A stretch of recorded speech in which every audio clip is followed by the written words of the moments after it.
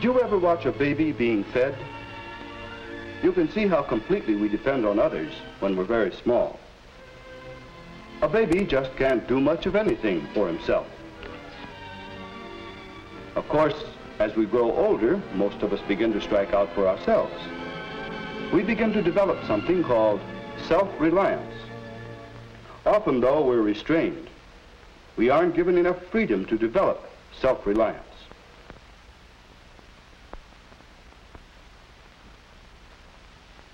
It's much easier to put Junior's snowsuit on him than wait for him to do it himself. And before long, Junior sees, too, that it's much easier to let others wait on him. He begins to like being dependent. Why take care of your own pet if someone else will do it for you?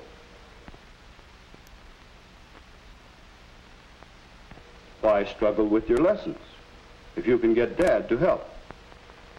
This is an easy way to get by. The trouble is, if you're not self-reliant, you'll never do any more than just get by. Come in.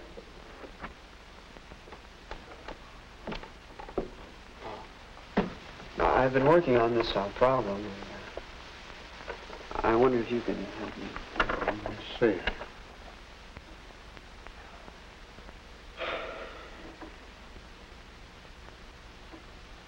Look, why do you bother me with something simple like this? Something I'm paying you to decide. You'll never get ahead around here or anywhere else unless you can make some decisions of your own. Yes, sir. And that's what can happen when you don't learn self-reliance. Mr. Carson, are you trying to tell me that I'm not self-reliant? Why, Alan, I didn't say anything about you. But I find it often helps to paint that picture for students like you who come to me complaining that they don't feel they're accomplishing much. A little dose of self-reliance can do wonders. Any one of us could use a bit more than we have.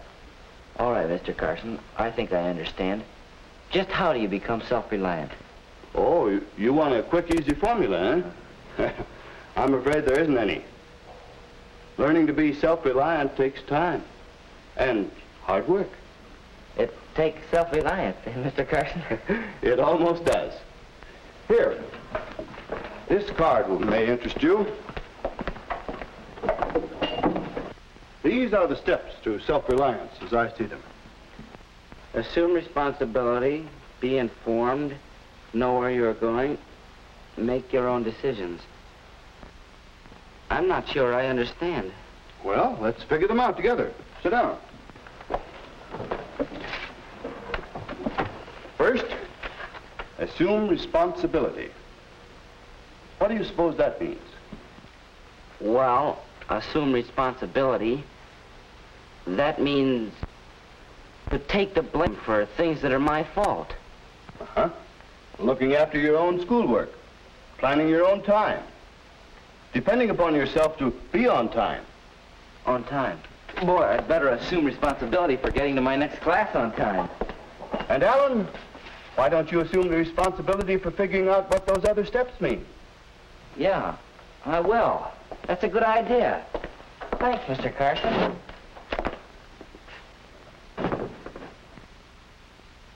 Assume responsibility. Do things for yourself. Not a bad idea at that. What's the next thing on this card? Be informed. Well, it's easy to see why you should be informed in class. You have to get facts and information in order to keep up. You have to know where to get information, too. But why be informed about other things besides schoolwork? Well, better get after the schoolwork now.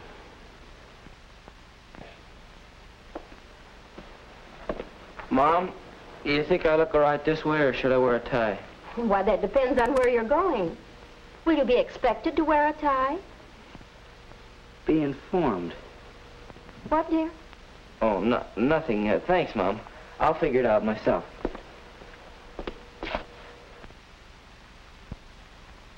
Let's see.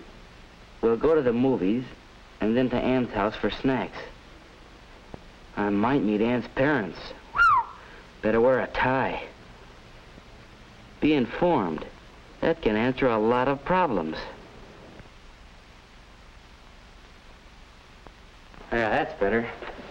Are you leaving right away, Alan? No, Jack's coming by for me. Say, there's something that I've been wanting to ask you. Have you decided on what courses you're going to take next year? Oh, no. I don't know what to take, Dad. Jack's going to take American literature, and Eddie signed up for speech class. But I don't know what I want to take. Well, I hope you don't let your friends lead you around this way. What will you get out of these courses? What do you want to get out of them? If you know what you want in life... Know where you're going. Make your own decisions. What in the world are you talking about? Oh, well, I sort of want to develop a little self-reliance. Mr. Carson gave me this. Self-reliance, huh? Well, that's a good thing. Are these from Emerson? Emerson? Sure. Haven't you read Emerson's essay on self-reliance? I think we have a copy of it here somewhere. Well, I think you'll find it on the third shelf. Thanks, dear. The foundation of our way of life, someone once called it. Oh, yes, here it is. Self-Reliance by Ralph Waldo Emerson. I learned a lot from this essay when I was your age. Thanks, Dad. I'll read it. You may have to if you take American literature. I think I'll read it no matter what course I take. What about those courses, Dad? Will you give me a little time to think? I have a lot of work to do before I make any decisions. Sure. Oh, there's Jack. Bye, Mom. Dad. Bye. Goodbye.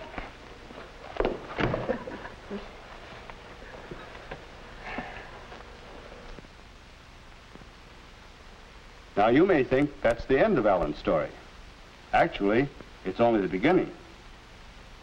Alan learned very quickly the meaning of the steps to self-reliance, but it takes quite a long while to make self-reliance a habit.